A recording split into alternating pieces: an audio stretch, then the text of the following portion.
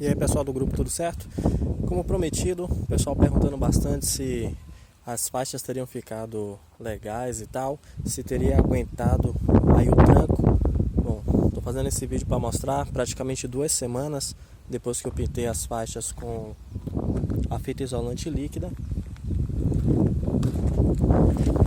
Vocês podem ver que ela permanece firme no pneu, né? Como eu já expliquei, a pintura eu não fiz assim só para testar mesmo, não cheguei a isolar nada, por isso que não ficou bacana. A única alteração que eu pude perceber nelas é que elas ficaram meio amareladas. Acredito que tenha sido por causa da exposição ao sol ou temperatura, né? Não posso dizer ao certo o que foi com relação à de trás, né? Porque ela fica coberta com os alforjes e tal.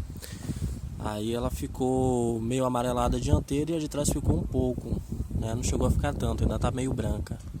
Mas é isso, ó, vocês podem ver, quase 2 semanas, já botei a moto a 140, já peguei chuva, já lavei inclusive, com uma esponja e tal, é só não esfregar muito, não sai, não estalou, não rachou. Você pintando aí direitinho com pincel, de preferência um pincel ou com spray, certo? Para ficar bacana,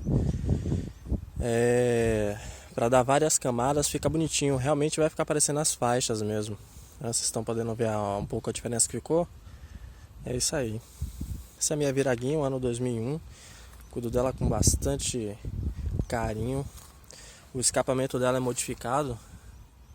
É um Icarus Storm. Vou ligar aqui para vocês verem, né, como é que ficou com relação ao escapamento original.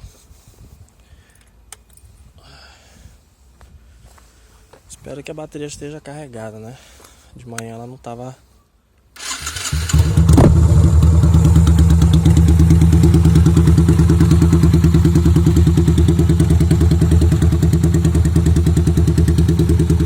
Com um som grosso, forte. Ficou bem bacana.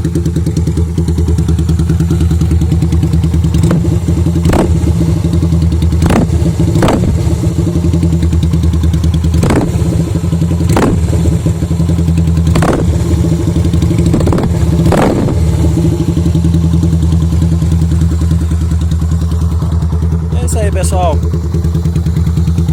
Um abraço a todos do grupo.